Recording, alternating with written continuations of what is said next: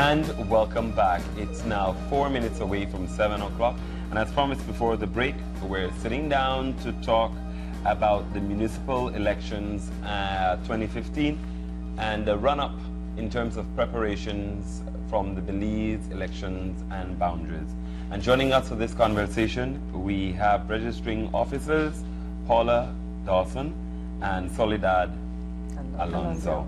Good morning and welcome to the show. Thanks for having us today.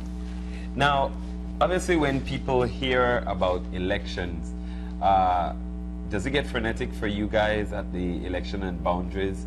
Is it a crazy, crazy time? Very crazy time. Yeah. Have to work Sunday to Sunday. It's a lot of preparations, packing our supplies, checking our polling stations, lights, buildings for the polling stations. So it's a lot of work.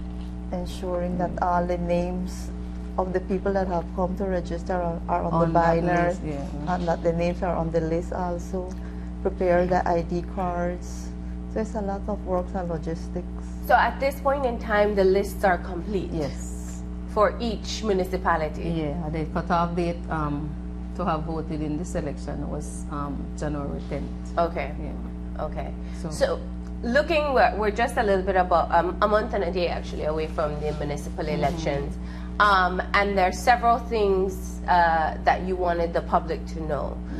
First of all, the next upcoming date to announce is the nomination day, right? Yeah. Exactly. Let's talk about the rules of nomination day. Well, the nomination day will be held on February the 11th. Okay. And in order for you to elect a member, the qualification to become a member, you need to be a citizen of Belize, a registered elector in that municipality. And they also have the disqualifications of members. If the member is certified to be of unsound mind under the laws of Belize, is a public officer other than a teacher or an open vote worker, is in employment of the council, has been sentenced to death or imprisonment for a term not exceeding 12 months, is a returning officer for any election, is or becomes a member of the National Assembly, has not ordinarily resided for at least 1 year immediately preceding the date of the election, or is not domiciled in Belize or ordinarily resident therein at the date of the election. And on nomination day, the person cannot be elected in absentia. The person has to be present. Now, one of the things I didn't realize that you have to live in the municipality in which you're contesting. A registered elector in the municipality. Wow. Well, obviously these are things that the political parties take care of in terms of ensuring that their candidates fit the bill. But the Elections and Boundaries Department also does their own vetting of the members as well, right? Well, usually it's more or less the party, that's in charge of vetting the persons. But you ensure that they meet the criteria that you just listed? Yes. Okay. Well, you know, persons who attend those nominations, they are conscious of these rules and regulations, and from the moment somebody is elected, they will oppose to it. So a lot of it is the parties, the rival parties checking each other. So it makes your work a little bit easier. Yeah. Now, outside of nomination day, what happens between nomination day and election day at the election and boundaries?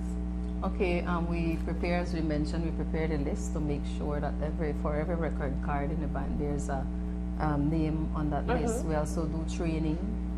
We meet with the political parties. We will be doing training next week with the police department. So there's a lot of preparations, talk shows, getting the information out. So there's a lot that is done during that time. leading up to the date of election.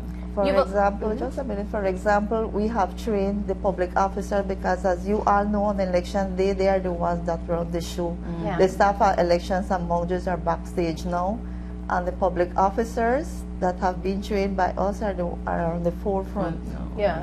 They take on the roles of returning officers and several other key Exactly. persons in the Officers, room yeah. itself. So a critical question for me is, who do they take orders from? Because very often one of the things that you see there, the person in charge of the polling station might be intimidated, for example, by somebody who's in office at the time, whether it's a minister, etc.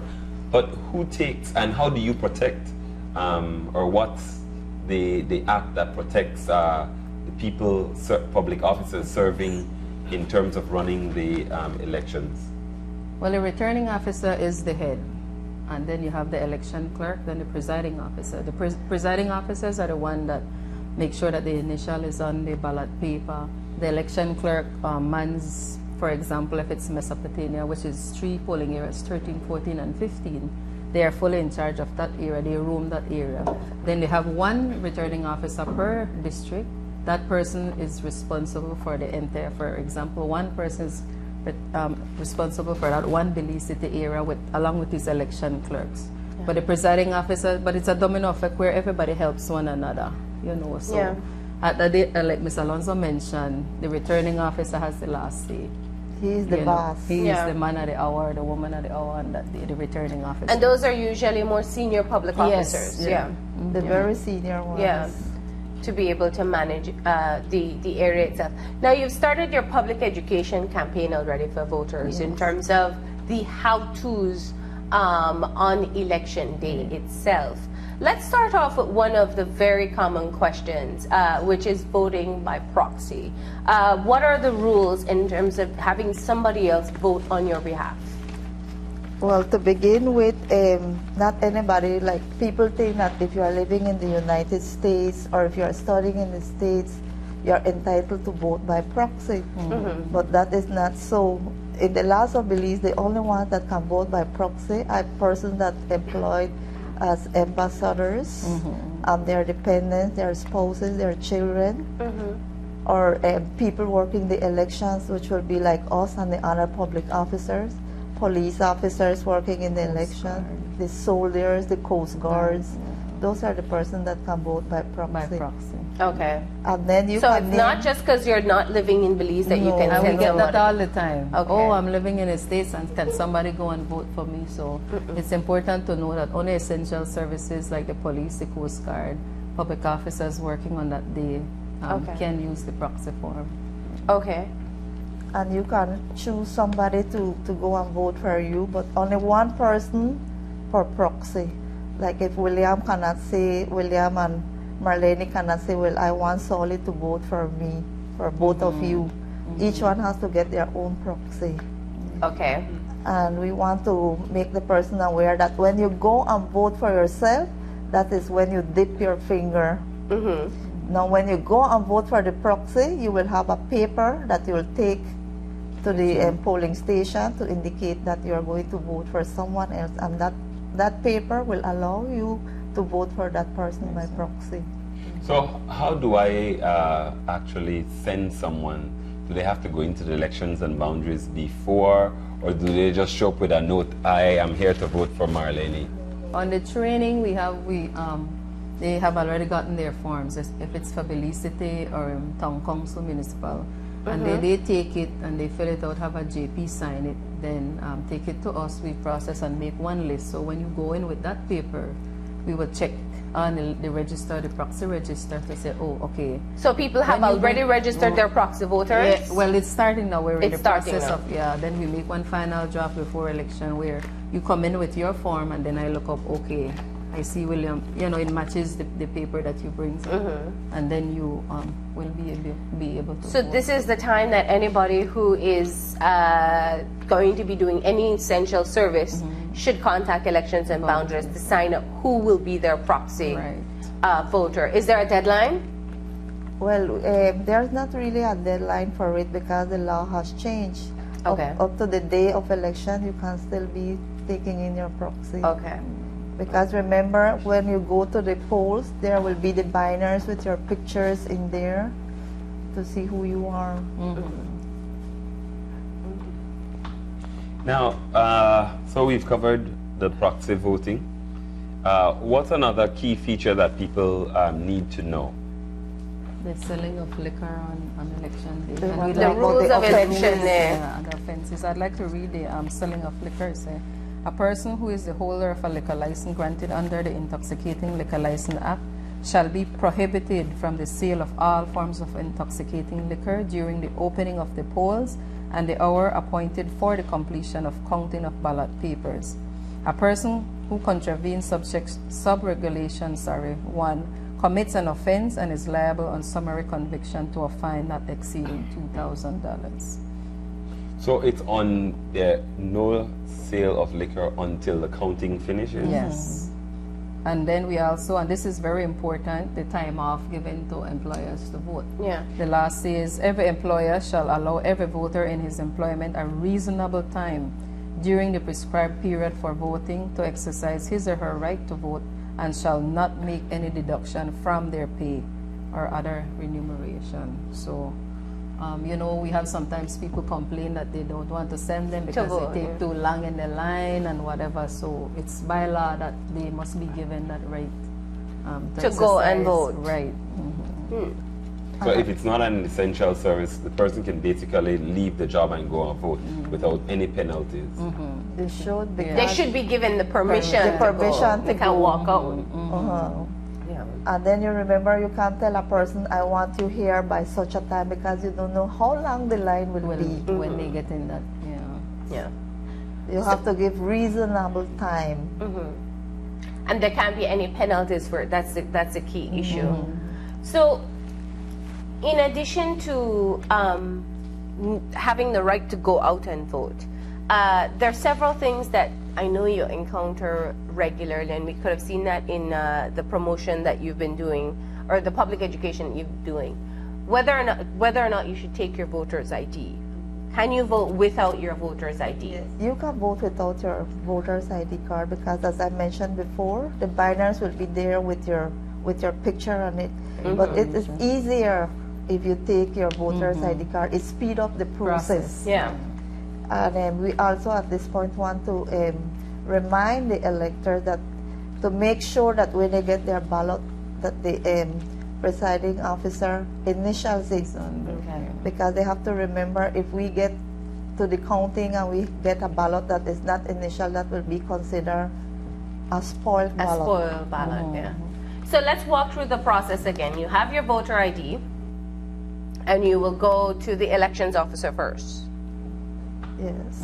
They will verify your name. If you don't have your voter's ID, then they will check the list either way. Or you can take a passport for you for identification. A photo purpose of ID. Any Photo photo ID. ID. Okay. And then you go on over to your presiding officer, who will Give you the ballot. give you the ballot and initial the ballot. And then you head into the booth to be able to cast your vote. One of the things that we know often takes place is because there's so many names on a ballot, people don't necessarily vote for the right amount of people, right? So that was one of the things you were educating people about. Yes. Let's talk about that. Okay, you can vote for one mayor, and you can vote for 7 councillors in the case of the town and the city of Belmopan, and 10 councillors in the case of Belize City. Now, if you vote for more persons than there are on the list, let's say you vote for 11 councillors but 1 mayor, the vote for the mayor will be good, but for the 11 councillors, that will be considered spoiled, because then you don't know to who to give Yeah. the votes to. You can vote for less, but not for more.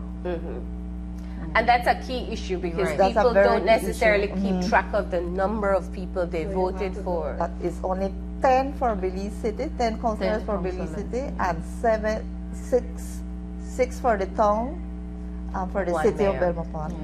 I remember last 3 years, and promotion or an ad was out, say 6 and 1, 6 and 1. Yeah. In the case of the municipals, they vote Yeah. for 6 councillors, 1 mayor, and in Belize it's 10 and 1. 10 and 1. Yeah. And if you go over, it's spoiled when it comes to Yes. councillors. And if you do a mistake, don't feel bad. You can go back and ask for another ballot, and you will be given another ballot. Maybe when you get in there was nervous or something like that and you made a mistake, you can come back to the presiding officer, ask for a ballot, we'll cancel So don't that try to ballot. scratch out anything on your ballot. Exactly, yeah. Go back and get If a you're new not ballot Exactly. paper. comfortable with what Yeah. you wrote. And if you feel like you cannot do it, you can ask for help. Yeah, yeah. Mm-hmm. The law And then- provides for that. And then the officers there can help you. Okay.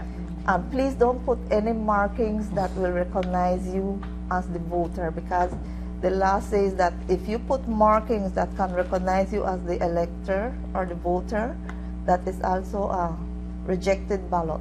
Mm. Because some people, they like to put Different signs and things on it. Yeah, we had a lot of that, especially for village. I mean, people council. say you go to vote, you don't go to spile a We vote. vote. Yeah. Yeah.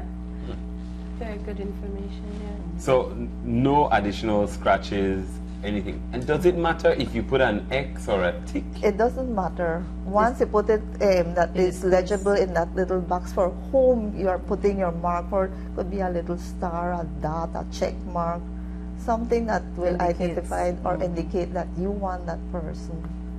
And the party colors are there too, which makes Yeah. it much easier. Yeah, you can look for the colors, Colors, if you as a guide. Now, so we've covered. The polls open at what time? It opens at 7 and it closes at 6. The police officer stands behind the last voter when we To close off the to line. close off the line. Yeah. Yeah. Now, if we were to use the example of the by-election, one of the issues that we saw pretty much throughout the day was the 100-yard boundary for campaigners. Let's talk about what the actual regulation is in terms of maintaining these boundaries. Well, it says that nobody should be campaigning within the 100 yards. Not even the media should be away from the 100 yards, right? Because it says that the chief election officer will verse you with the results in a timely manner. So no campaigning within the 100 yards. That's why also the political persons working, manning the booths also with us inside the polling stations, they're not to wear t-shirts that have political slogans and things. They can wear the colors, but not things that are marked on it. Nothing that says vote So, for. Can the wording. candidates actually go into the polling stations? Yes, but for a limited time. Yeah, and They not are to permitted to. And they can't be campaigning. They cannot. They should not be campaigning in the. or influence, try Yeah. to influence the voter. In So But if they they can come meet in- and greet and shake people's hands, etc., in the yard, etc. They should just go to see what's happening. That's a perk that's given to them by law, but they should not in no way be campaigning. in that Now, since we saw that particular issue take place in Cayo for the by-election, is that something that you're training people to be sure that it's adhered to this time around? Well, this is something that causes trouble every time. You know that before the election starts, you establish your 100-yard boundary and you discuss it with the politicians and everybody involved. But Belize is so passionate about their it. elections that they get carried away, and Yeah. That is always a problem. Yeah. Always a problem when it comes to election. Yeah. But by law, it says 100 yards, Yes. and that's what should be maintained. exactly. Okay. What other issues do you commonly see that you would like to discuss at We this like point? to discuss also this point that people always are on the wrong polling station. Okay.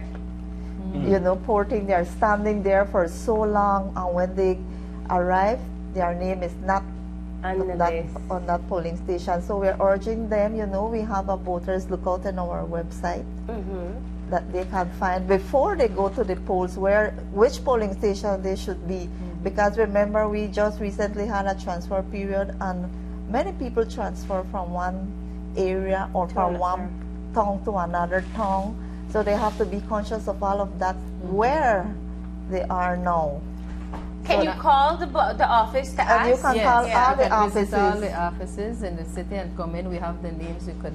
We could help assist you in looking up the name and say, okay, well, you're in polling area 18, you will vote at Massanicla, something like that. So we Okay. have all the details. So we're inviting everybody to come in, all the registered voters to come in and take advantage of this. So come March 4th, you don't end up in the wrong line.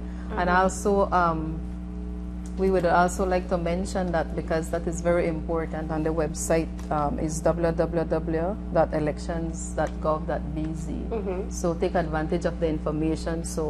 And we also wanted to mention the names. For example, you're registered in a maiden name. You got married and then, you're all hyped up about your married name. So you go in that line with your new name now when in fact you were registered in your maiden name. Yeah. So all of that we get on election day. Yeah, and it usually causes a bit of problems when people wait in line and then realize that they're not on the list. And especially when it is the last minute, you know that the polls are about to close close. and you are on a different polling station. Yeah.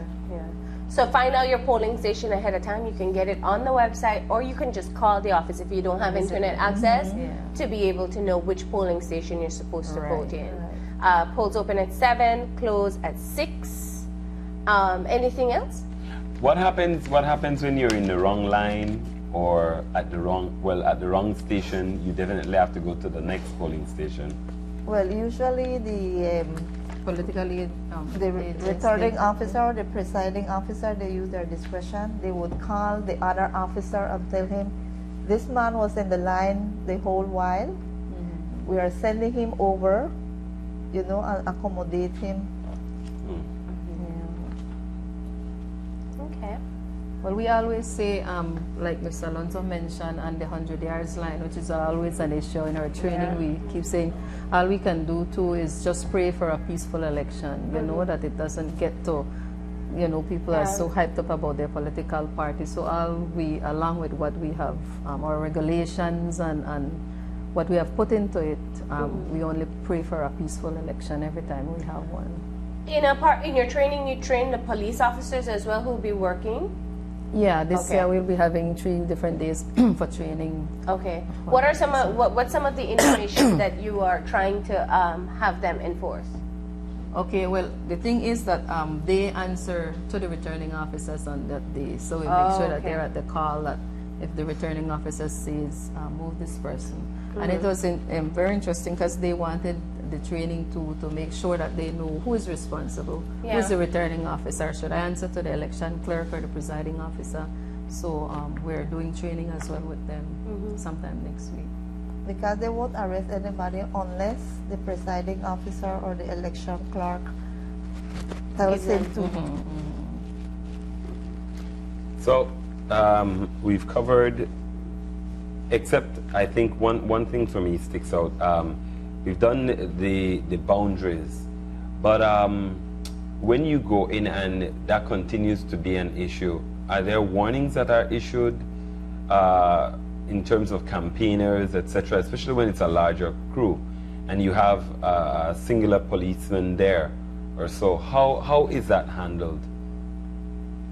It's hard because, like we mentioned before, we meet with the politicians, the police, and the election and boundaries, and you outline, try to adhere to the 100 yards line, no campaigning in the line. So it's still a problem, and I every year it happens. So like there's really not a solution, or we can't come up with something to say, well, you know what, it won't happen. We can't guarantee and say, come March 4th, no, none of this will happen. You're outlining what the rules are, Right.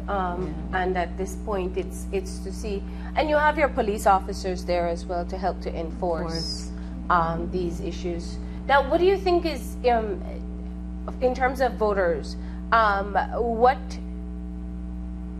is one of the more important things that you want them to know, especially when it comes to that spoiled vote? Because I want to go back to that.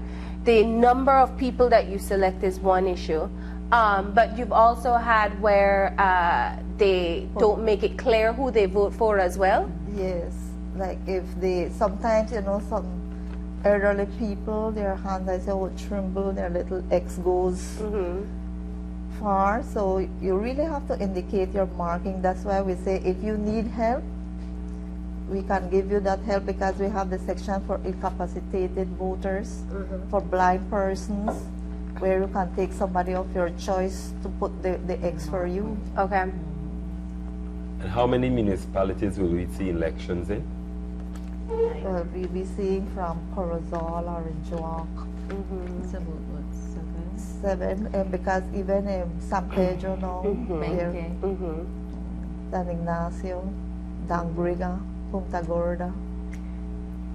So we have March 4th coming up at this point. Anything else that you'd want the public to know?